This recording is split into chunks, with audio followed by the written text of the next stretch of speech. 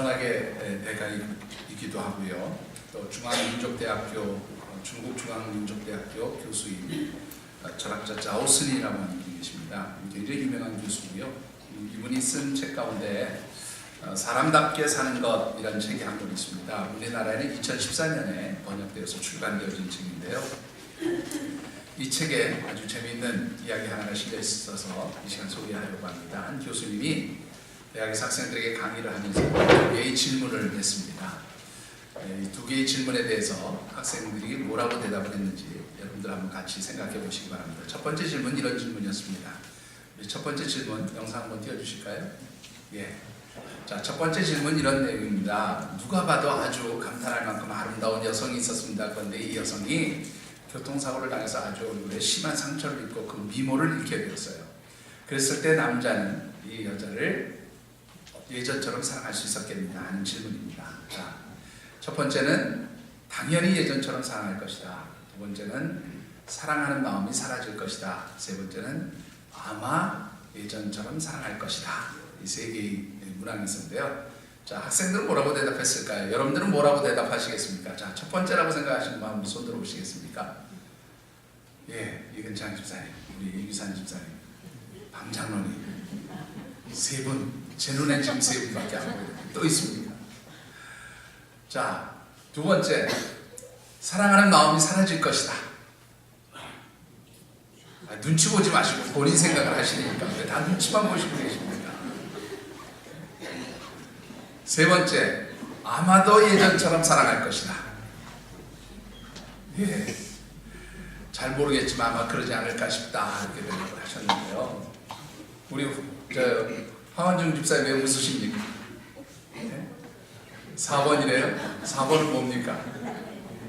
예? 예, 4번은 없습니다. 이 학생들의 대답은요, 뭐라고 되어 있냐면 10%, 10%, 80%였어요. 그러니까 100명의 학생 중에서 10명의 학생은 예전처럼 사랑할 것이다. 그리고 또 10명의 학생들은 사랑하는 마음이 사라질 것이다. 그리고 나머지 80%의 학생이 아마도 사랑하지 않겠느냐 이렇게 대답을 했어요. 자, 두 번째 질문 한번 보실까요? 두 번째 질문 이런 질문입니다. 사업에 크게 성공한 그런 백만장자 남자가 있었습니다. 그런데 이 남자가요, 잘못 회사를 경영해서 그만 파산을 하고 말았습니다. 그래서 하루아침에 빈털터리가 되었어요. 자, 여자는 이 남자를 예전처럼 사랑할 수 있을까라고 하는 겁니다. 자, 여러분들은 어떻습니까? 우리 여성들이 한번 대답해 주시죠. 자, 1번 당연히 예전처럼 사랑할 것이다. 몇 분입니까? 예, 여성들은 아예 한 분, 정영란 집사 한 분밖에 안 계십니다. 사랑하는 마음이 사라질 것이다. 최 집사님, 예, 그렇게 안 봤는데.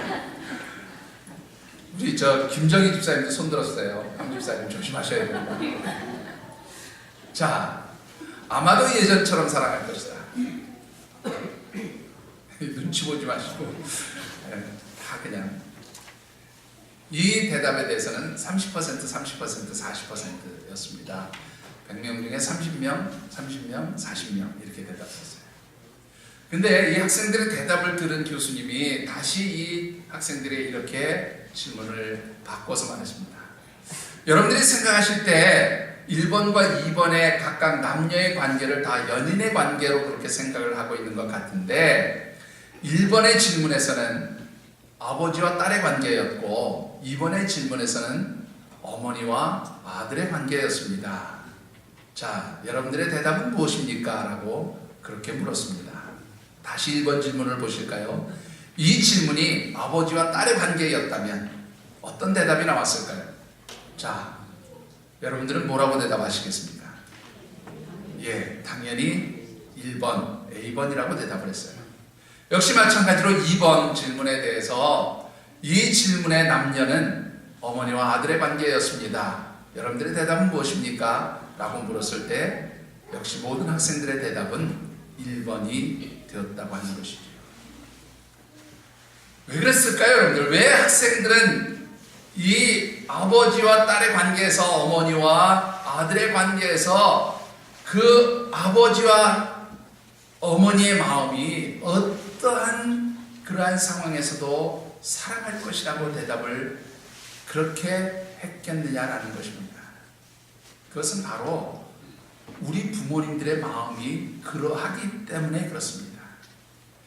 자녀들의 삶이 어떠하든지, 자녀들의 형편이 어떠하든지, 혹은 그 자녀들이 어떠한 환경과 상황에 처해 있든지 그 자녀들을 끝까지 사랑하는 것이 바로 오늘 저와 여러분 우리 부모님들의 마음이며 삶의 모습이라고 하는 것입니다. 올해 가정의 달을 맞이해서 우리가 함께 가정에 대한 말씀을 가지고 우리 하나님의 말씀을 묵상하고 있습니다. 그래서 이 가정의 달 이렇게 주제를 정했습니다. 가정. 예, 다시 한번 해보실까요? 가정. 예, 우리의 가정이 이 세상을 향한 축복의 센터들이 되고 축복의 통로가 되기를 바라는 마음으로 하나님의 말씀을 묵상하고 있습니다. 그리고 오늘은 그 두 번째 어버이 주일을 맞이해서 우리의 부모님들이 자녀들에게 어떤 그러한 분이셨는가를 함께 묵상해 보려고 합니다. 결론부터 말씀을 드리면 우리의 부모님들은 자녀들을 위해서 눈물의 기도로 우리 자녀들에게 축복의 삶이 되어지는 그 센터를 찾아주시는 분이라고 그렇게 말씀을 드리고 싶습니다. 오늘 우리에게 주신 하나님의 말씀은 우리가 너무도 잘 아는 하갈과 그의 아들 이스마엘에 관한 이야기입니다.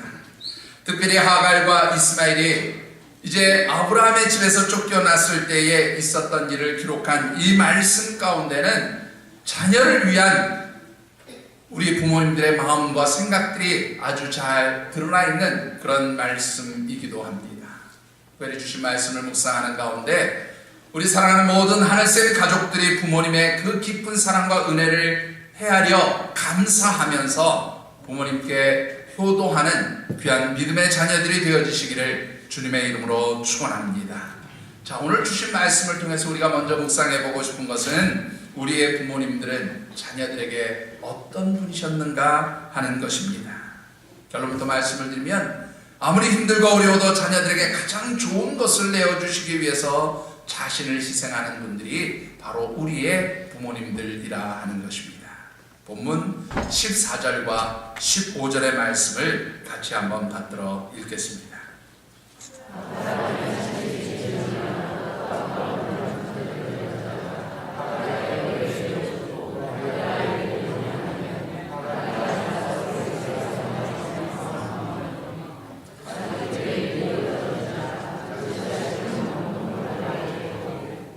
자, 오늘 이 말씀을 좀 이해하시기 위해서는 배경이 되는 사건을 잠시 살펴보는 것이 좋을 것 같습니다. 여러분들이 잘 아시는 대로 아브라함이 자녀를 낳지 못하게 되자 사라는 이제 자신의 몸종으로 애굽에서 얻었던 하갈이라는 여인을 남편 아브라함의 후처로 드리게 되어집니다. 그리고는 이 하갈에게서 이스마엘이라는 그런 아들을 얻게 되어집니다. 세월이 흘러서 이스마엘이 대략 한 15세, 요즘으로 말하면 한 청소년기가 되었을 때에 하나님께서 이제 약속해 주신 그 언약의 아들 이삭을 얻게 되어집니다. 이삭과 그리고 이스마엘 사이에 갈등이 일어나게 되자 이 사라는 남편 아브라함에게 아주 강력한 주장을 하면서 하갈과 그의 아들 이스마엘을 집에서 내어 쫓을 것을 요구하게 되어집니다. 그래서 결국 하갈과 이스마엘은 이제 그 아브라함의 집에서 쫓겨나게 되어지는데요. 중요한 것은 이 하갈이 집에서 쫓겨날 때 가지고 나온 것이 물 한 가죽 부대와 그리고 약간의 떡덩이를 가지고 집을 떠나게 되었습니다. 본문의 기록은 정확하게 나와 있지 않지만 아마 하갈은 아브라함의 집에서 나와서 자신의 고향이었던 애굽 땅으로 그렇게 돌아가려고 했던 것으로 보여집니다. 그래서 애굽 땅을 향해 남쪽으로 향하던 중에 이 하갈은 그리고 그의 아들 이스마엘은 브엘세바 광야에서 길을 잃고 그만 헤매게 되어집니다. 여러분들이 잘 아시는 대로 이 광야라고 하는 것은 정말로 이 광야를 잘 아는 좋은 안내자가 없이는 쉽게 길을 잃을 수밖에 없는 그러한 장소였기에 아마 하갈과 그의 아들 이스마엘도 길을 잃고 방황하다가 더 심각한 문제는 가지고 나왔던 그 물과 떡, 그 모든 것이 다 이제는 떨어지게 되어진 그러한 상황이 되었던 것으로 보여줍니다. 결국 광야 한복판, 사막 한가운데에서 모든 물과 먹을 것이 떨어지고 극심한 기갈의 상태를 맞이하게 되었을 때에 어린 아들 이스마엘에게 한 모금의 물조차 주지 못하는 그러한 최악의 고통, 최악의 목마름의 상황 가운데서 이제는 그 생명조차 위협을 받는 그런 아주 최악의 위기 상황을 맞이하게 된 것입니다. 이런 최악의 위기 상황 가운데 오늘 본문에 보니까 하갈은 그의 아들 이스마엘을 관목 덤불 아래 두었다, 그렇게 기록하고 있어요. 아마 관목 덤불 아래 조그마한 그늘에 그 아들을 뉘어놓은 것으로 보여집니다. 자, 하갈은 왜 이 아들 이스마엘을 그 관목 덤불 아래에 뉘어놓았을까라고 하는 것이지요. 그 이유는 이 사막의 기후적 특성을 살펴본 그 이유를 쉽게 이해할 수 있을 것 같습니다. 여러분들이 아시는 대로 이 사막은 아주 극심한 건조한 그러한 곳이기도 하지만 또 몹시 더운 곳이기도 합니다. 특별히 태양이 아주 강하게 내려지는 한 낮의 경우에는 최하 그 평균 기온이 40도 이상을 웃도는 아주 그런 극심한 그 뜨거운 땅이기도 합니다. 그런데 한 가지는 습기가 없어요. 습도가 없기 때문에 사실은 이 극심한 더위 속에서도 그늘 속에만 들어가 있으면 견딜만 합니다. 이 습도가 없어서 그늘 속에 들어가 있고 또 그늘에 들어가 있을 때 바람이라도 불면 여러분들 사실은 몸에서 수분의 증발이 그렇게 쉽게 일어나지 않는 그러한 곳이 바로 이 사막의 그늘이라고 하는 것입니다. 따라서 사막에서 그늘은 어찌 보면 생명을 유지하기 위해서 아주 중요한 역할을 하는 그런 장소라고 말씀을 드릴 수가 있습니다. 그런데 오늘 본문에 보면 이 하갈과 아들 이스마엘이 방황하던 부엘세바 광야에는 그들의 생명을 지켜줄 만한 아주 좋은 나무의 숲이나 울창한 숲, 나무의 그늘들이 없었다고 하는 것입니다. 오늘 본문에 보면 관목 덤불이라 그랬는데요, 옛날 성경에 보면 가시덤불이라 그렇게, 가시떨기나무다 그렇게 표현하고 있어요. 이 나무는 사막 가운데서 자라는 아주 낮은 그런 나무이고요, 거칠게 가시가 나 있고 이파리가 그렇게 많지 않은 그런 나무를 의미하고 있습니다. 따라서 이 가시덤불 나무는 충분한 그러한 그늘을 제공하지 못하는 나무입니다. 사막의 뜨거운 태양볕을 가려주기에는 아주 부족한 그러한 나무였습니다. 그러나 현재 이 하갈과 이스마엘에게는 유일하게 있는 그러한 작은 그늘이었다라고 하는 것입니다. 여러분, 여기서 한번 생각해 보십시다. 이 사막 한가운데 가장 강력한 태양빛이 내려지는 그 한낮에 여러분들 하갈에게는 이 그늘이 필요 없었을까라고 하는 것입니다. 아들 이스마엘에게도 물론 그 그늘이 필요했겠지만 하갈에게도 이 그늘은 꼭 필요한 장소였다라고 하는 것입니다. 그런데 문제는 두 사람이 들어가서 이 강한 사막의 태양빛을 피하기에는 그 그늘이 적절한 크기가 아니었다는 것이지요. 아마 모르긴 몰라도 하갈 역시 이 그늘에 들어가서 몸을 피하고 그 사막의 뜨거운 태양빛을 피하고 싶은 마음이 있었을지도 모릅니다. 그러나 오늘 본문에 보면 하갈은 그 아들을 그늘에 뉘어놓고 자신은 그 그늘과는 멀리 떨어진 화살 한바탕 쏠 정도의 거리에 떨어져서 그 아들을 바라보며 울고 있었다고 그렇게 성경은 기록하고 있습니다. 하갈 자신의 생명을 위해서도 이 그늘은 필요했지만 그 그늘에 자신까지 몸을 넣게 되었을 때 그 아들이 완벽하게 태양빛으로부터 가리움을 받지 못한다는 그 생각 때문에 아마 하갈은 자신은 그늘을 피하고 아들에게 그 그늘을 온전히 내어주었던 것으로 그렇게 보여집니다. 한마디로 말하면 가장 최악의 상황, 가장 힘들고 어려운 고통의 상황이었지만 하갈은 그 속에서 아들을 위해 자신이 내어줄 수 있는 최고의 것을, 가장 최선의 것을 그 아들 이스마엘을 위해서 내어주며 자신은 사막의 그 뜨거운 태양빛 아래 희생을 하고 있었다라고 하는 것입니다. 오늘 이 하갈의 모습은 바로 저와 여러분들, 우리 부모님들의 모습을 보여줍니다.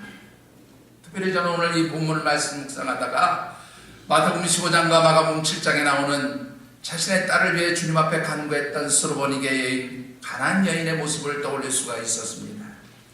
어느 날 예수님께서 두로와 시돈 지방으로 가시던 중에 한 가나안 여인 스로보니게 여인이 예수님 앞에 나와 무릎을 꿇고 요청을 합니다. 주님, 내 딸이 귀신 들려 고통을 당하고 있습니다. 주님, 내 딸을 고쳐달라고 그렇게 간구하며 애절하게 주님께 부탁을 했습니다. 그때 이 여인이 예수님 앞에 그렇게 간절히 청을 함에도 불구하고 예수님께서는 뭐라고 말씀하십니까? 이 여인을 개로 비유하면서 자녀에게 줄 떡을 개에게 던짐이 마땅하지 않다고 그렇게 말씀하신 것을 보게 됩니다. 그런데 이 여인이 그런 예수님의 모욕적인 언사에도 불구하고 뭐라고 얘기합니까? 자기 자신을 주인의 상에서 떨어지는 부스러기를 먹는 그 개로 비유하면서 부스러기의 은총이라도 나를 위해서, 내 딸을 위해서 내려달라고 그렇게 간구하는 것을 보고, 자신의 딸의 그 병고침을 위해서 주님 앞에 개라고 하는 소리를 듣는 그런 모욕적인 언사에도 불구하고 그것을 감수하고 예수 그리스도께 요청하는 바로 그 모습이야말로 오늘 저와 여러분들, 우리 부모님들의 모습이라고 하는 것입니다. 그렇습니다. 우리의 부모님들은 자녀들에게 가장 좋은 것을 주시기 위해서, 내 자녀에게 가장 정말로 좋은 것을 베풀기 위해서 자기 자신을 희생할 뿐만 아니라 어떠한 모욕의 자리, 어떠한 고난의 자리도 그것을 감수하며 희생하며 들어가는 것, 그것이 바로 오늘 우리 부모님들의 마음이라고 하는 것입니다. 경북대 총장을 역임했던 박찬석 총장의 이야기를 잠시 소개하고 싶습니다. 이분이 그 경남 산청 출신입니다. 여러분 잘 아시지만 지금이야 이제 산청도 많이 발전했지만 역시 산청이라고 하는 마을은 그야말로 조그마한 산골 마을이었던 것을 여러분들이 아실 것입니다. 이분이 산청이라고 하는 그 마을에서 사는 때에 너무너무 가난해서 그 아버지는 소장농을 하셨고 끼니조차 잃지 못하는 그러한 환경 속에서 자라셨다고 해요. 초등학교를 졸업하고 중학교를 들어갈 때가 되었는데 아버지가 그 어려운 환경에서 자기를 대도시로 보내서 공부를 시키겠다고, 요즘으로 얘기하면 도시로 유학을 보낸 겁니다. 여러분들 어떻습니까? 아마 대구쯤 되는 도시로 아마 공부를 하도록 그렇게 보낸 것 같은데요. 이 박찬석 총장이 그 시절 너무너무 공부하기를 싫어해가지고 공부를 안 했다고 그래요. 그런데 아버지가 이 아들 잘 되게 하겠다고 도시로 유학을 보내는 겁니다. 중학교 1학년 1학기를 이제 도시에 가서 보냈는데요. 너무 공부하기 싫어서 아무것도 안 하고 그냥 놀았대요. 그리고 한 학기 기말 시험을 마치고 여름방학이 돼서 성적표가 딱 나왔는데 성적표에 몇 등이 됐어요? 반에서 꼴찌, 전교에서 꼴찌. 그런 성적표를 받아들게 된 겁니다. 어린 마음에 그래도 아버지가 자기를 이렇게 열심히 공부시켜서 잘 되게 하겠다고 도시까지 없는 돈 들여서 유학을 보내줬는데 차마 이 전교 꼴찌한 성적표를 아버지에게 보여주기가 민망스러웠던 이 박찬석 총장이요, 그야말로 성적표를 위조해가지고 반에서 1등한 것으로 그렇게 성적표를 바꿔서 집에 가서 부모님 보여드렸다는 거예요. 그랬더니 아버지가 아주 좋아하시는데 다행히 아버지 어머니가 초등학교도 안 나오셔가지고 이거 고쳤는지 안 고쳤는지 잘 모르시더라는 겁니다. 그리고는 동네 어른들이 그 아들 찬석이가 도시에 가서 공부를 하다가 왔다는데 잘 지내고 있냐고 그렇게 물어보시기만 하면 그 녀석이 이번에 반에서 1등을 했다고 그렇게 자랑을 하셨다는 거예요. 그러니까 동네 어른들이 뭐라 그래요? 이 아들이 그렇게 공부 잘하면 동네 잔치 한번 해야지, 잔치 베풀라고. 그러니까 아버지가요, 집안의 유일한 지상 목록 1호인 돼지 한 마리 잡아가지고 동네 잔치를 벌였다는 거예요. 근데 이 아들 마음에 자기는 전교 꼴찌 했는데 자기가 거짓말한 것 때문에 재산 목록 1호인 돼지 한 마리가 그냥 날아간 거잖아요. 어찌할 바를 모르고 집을 나가야 되나 뭐 어찌해야 되나 별의별 생각이 다 들더라는 겁니다. 방학이 끝날 무렵 이제 학교로 돌아가야 되는데 비어있는 그 돼지 우리를 보면서 그런 생각했다면 내가 이렇게 살면 안 되겠구나. 그래서 그 뒤로부터 학교에 가서 열심히 공부했어요. 딱 17년이 지난 뒤에 결국 대학 교수가 된 겁니다. 그리고 결혼을 하고 자기도 아들을 낳고 이 아들이 중학교에 들어간 바로 그 해에 이제는 아버지에게 그 옛날 자기가 아버지를 속였던 일을 가서 이제 잘못했다고 용서를 빌어야 되겠다 생각하고 아들을 데리고 이제 고향에 가서 아버지에게 절을 한 뒤에 말씀드렸다. 아버지 사실은요, 이 녀석이 중학교 들어갔는데 제가 중학교 1학년 때 진짜로 공부를 잘한 것은 아니었습니다. 그렇게 말을 시작하니까 아버지가 큰 기침을 이렇게 큰 기침을 하시면서 야 나도 다 알고 있다 그러면서 눈짓으로 손자를 자꾸 가리키더라고요. 더 이상 얘기하지 말라. 이 박찬석 총장이 나중에 그것을 알게 됐는데 아버지 다 알고 계셨다고 해요. 그럼에도 불구하고 아들을 그대로 그 속으면서도 아들을 인정해 주셨다는 거예요. 그리고 그 아들을 위해서 돼지 잡는 그것을 아까워하지 않았다라는 겁니다. 그러면서 그 손자 앞에서 아버지의 체면을 세워주겠다고 더 이상 얘기하지 말라고 계속 모른 척 하시는 그 아버지의 모습을 보면서 박찬석 총장이 이런 얘기를 했어요. 왜 우리 아버지는 나에게 그렇게 은혜를 베풀어 주셨는지 나는 아직도 그 마음을 잘 알 수가 없습니다. 그래서 끝을 맺고 있음을 보게 됩니다. 사랑하는 성도 여러분, 바로 이것이 오늘 저와 여러분들 우리 부모님들의 마음인 것인 줄 믿습니다. 부모님들은 비록 내가 못 먹고 못 써도 비록 내가 힘들고 어려울지라도 나의 자녀들에게 가장 좋은 것을 주시기 위해서 나를 희생하고 나를 내려놓고 나를 포기하고 자녀들을 위해 무엇인가를 베푸는 것, 바로 그것이 우리 부모님들의 마음인 줄 믿습니다. 여러분들은 부모님들에게 어떤 은혜를 받았다고 생각하십니까? 늘 보이지 않는 것에서 여러분들을 위하여 모든 것을 내어주시고 희생하시는 그 부모님들의 사랑을 다시 한번 깊이 생각해보는 이 귀한 어버이 주일이 되어주시기를 주의 이름으로 축원합니다. 우리의 부모님들은 우리를 위해서 자신의 가장 귀하고 소중한 것들을 내어주실 뿐만 아니라 우리를 위하여 늘 눈물로 기도하는 분이심을 보게 되어줍니다. 본문 16절의 말씀을 같이 한번 받들어 읽겠습니다.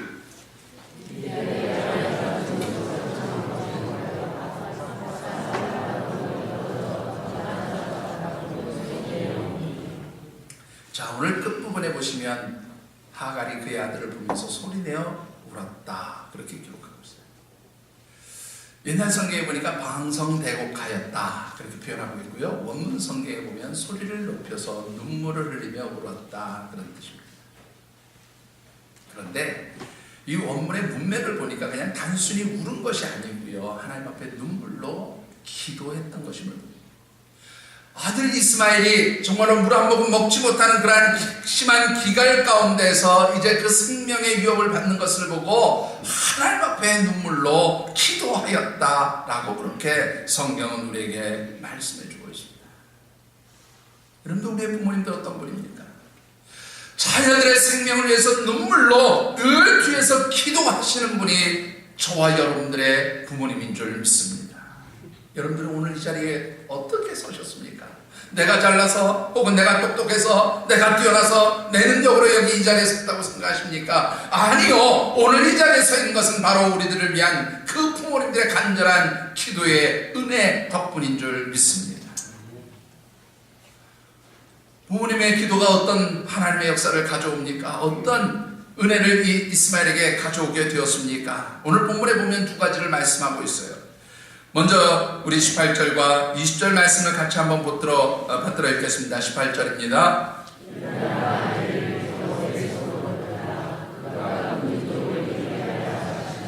아멘. 20절입니다.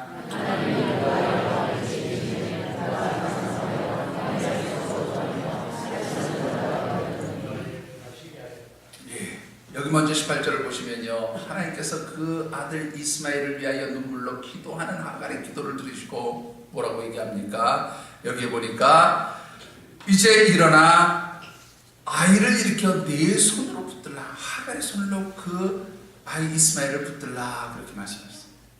그러나 사실 이것은 하갈이 붙드는 게 아니고 누가 붙들어 주시는 거예요? 하나님이 그를 붙들어 주시겠다는 거예요. 하나님께서 내 아들을 내가 너의 기도를 듣고 내 손에 붙들겠다고 그렇게 하갈에게 말씀해 주셨다는 것입니다. 뿐만 아니라 20절을 보면 하나님께서 이 이스마엘이 장성할 때까지 그와 함께 해주셨다, 그렇게 말씀합니다.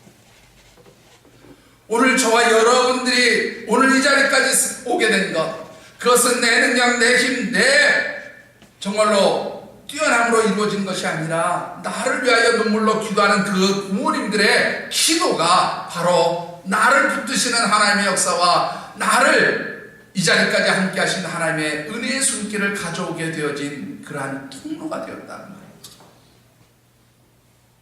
여러분들은 정말로 부모님의 그 눈물의 기도를 기억하고 계십니까? 여러분들 그 기도가 오늘 나를 이 자리까지 세우신 은혜의 손길이 되었음을 잊지 않게 되기를 주의 이름으로 축원합니다. 두 번째, 이 어머니 하갈의 기도는 어떤 기도였습니까? 여러분들 18절 말씀 같이 한번 받들어야겠습니다. 19절 말씀입니다. 19절을 같이 받들어 읽겠습니다.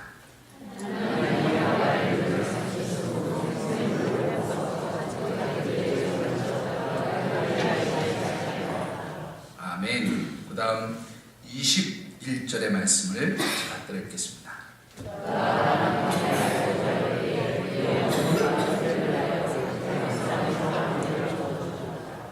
여러분들 오늘 이 말씀 가운데 먼저 19절을 보면 하갈은 이 아들 이스마엘을 위한 샘물, 우물을 발견하게 돼요. 물을 발견하게 되죠.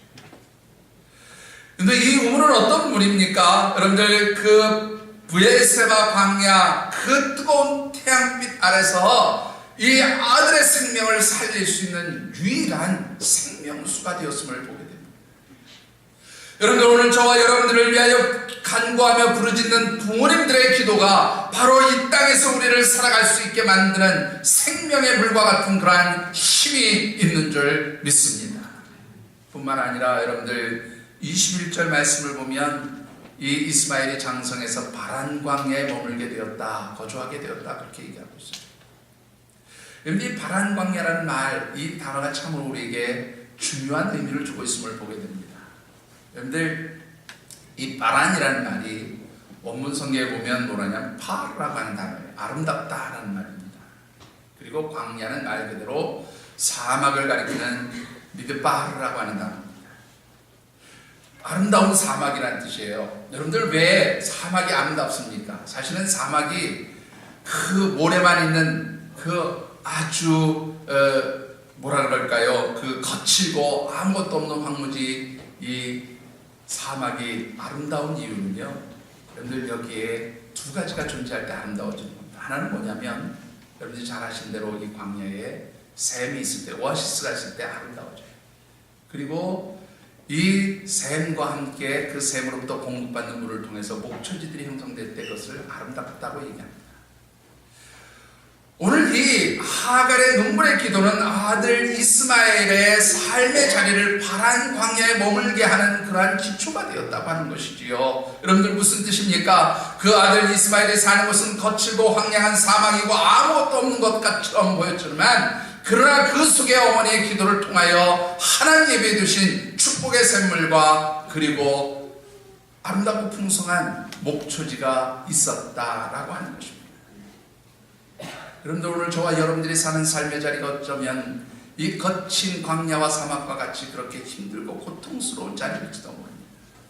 그러나 저와 여러분들을 위하여 부르짖고 간구하는 그 부모님들의 기도가 그 거칠고 황량한 사막 속에 예비되어진 샘물과 아름다운 오아시스와 그리고 목초지가 있는 것처럼 때때로 힘들고 고통스럽게 여기지만 우리 부모님들의 기도가 저와 여러분들을 위하여 하나님이 예비하신 아름다운 목초지와 샘물의 축복을 가져오게 하는 줄 믿습니다. 이것이 바로 우리를 위하여 간구하는 부모님들의 기도요, 또한 그 기도로 주어지는 축복과 은혜인 줄 믿습니다. 사랑하는 성도 여러분, 우리를 위하여 가장 좋은 것을 내어주시고 희생하시는 우리의 부모님들, 그리고 우리를 위하여 늘 눈물로 기도하시는 그 부모님들의 그 놀라운 사랑과 은혜에 우리는 어떻게 보답하며 그 부모님들께 효도할 수 있을까 하는 것입니다. 본문 21절 말씀을 우리 같이 한번 다시 받들어 읽겠습니다.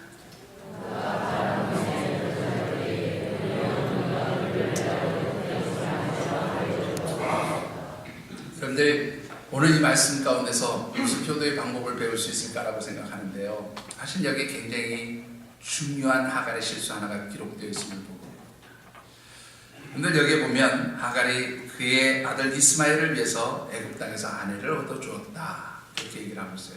성경학자들이 이 부분을 뭐라고 얘기하는가 하면, 그로 인하여서 이스마엘은 영원히 언약의 자식에서 벗어나게 되었다, 그렇게 해석하고 있습니다. 무슨 말인가 하면, 이 자녀를 신앙의 자녀로, 이스마엘을 믿음의 사람으로, 신앙의 사람으로 키우지 못했다, 그런 말이죠. 여러분들, 진정으로 부모님이 기뻐하시는 것은 무엇입니까? 우리가 잘 되는 거예요. 축복받는 겁니다. 어느 부모님든지 자기의 자식과 자녀들이 축복받고 잘 되기를 원하는 것, 그것은 모든 부모님들의 공통된 마음인 줄 압니다. 그런데 여러분들, 진정한 축복이라는 게 무엇일까요? 우리가 세상에서 많은 돈을 버는 것이 진정한 축복입니까? 아니면 세상적인 지위가 높아지는 것이 축복입니까? 아니면 세상에 있는 많은 학문과 지식을 배우는 것이 축복입니까? 아니면 이 사회에서 지위가 높아지는 것이 축복입니까? 물론 그런 것들도 축복이라고 할 수 있을 것입니다. 그러나 진정한 축복은 우리의 자녀들이 어디에 머무는 거예요?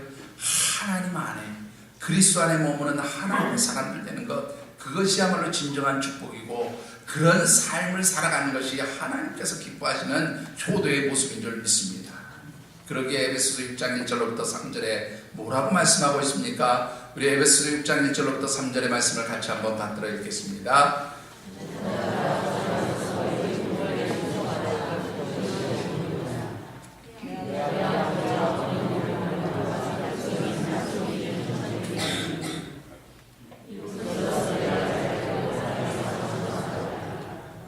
이 말씀 가운데 특별히 1절 말씀, 여러분들 가장 중요한 말씀입니다. 자녀들아, 주 안에서 너희 부모에게 순종하라, 이것이 옳으니라.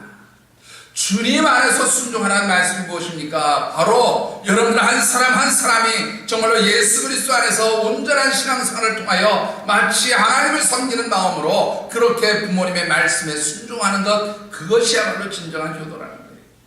그것이 하나님 기뻐하시는 부모 공경의 모습이라고 하는 것입니다. 여러분들, 부모를 공경하는 것은 성경에 있는 그 모든 약속의 말씀들 가운데 첫 번째 축복의 언약이 약속되어져 있는 계명이라고 그렇게 말씀하고 있습니다. 사랑하는 성도 여러분, 온전한 부모 공경, 주님 안에서 부모님 잘 섬기는 믿음의 가족, 믿음의 자녀들이 되셔서 약속 있는 하나님의 축복 누리시는 복된 하나님의 백성들이 되어지시기를 주의 이름으로 축원합니다. 책에 나오는 이야기 하나로 오늘의 말씀을 맺고 싶습니다. 여러분들 잘 아시는 이철환 작가가 쓴 연탄길이라고 하는 책이 있습니다. 이 책에 나오는 그런 이야기 가운데 눈 치우는 할아버지라는 제목의 글 하나를 소개하고 싶습니다. 겨울이 되면 눈이 와서 육교가 얼어붙거나 또 혹은 미끄러워질 때면 꼭 나타나는 할아버지 한 분이 계셨습니다. 이 할아버지는 육교를 오르내리면서 삽을 가지고 그 얼어붙은 눈과 얼음을 떼어내는 그러한 일들을 늘 하시는 할아버지였습니다. 이 지역에 새로 발령을 받은 사회복지과 직원 한 사람이 어느 날 길을 가다가 그 할아버지가 육교에서 눈과 그리고 얼음 떼어내는 것을 보게 되었습니다.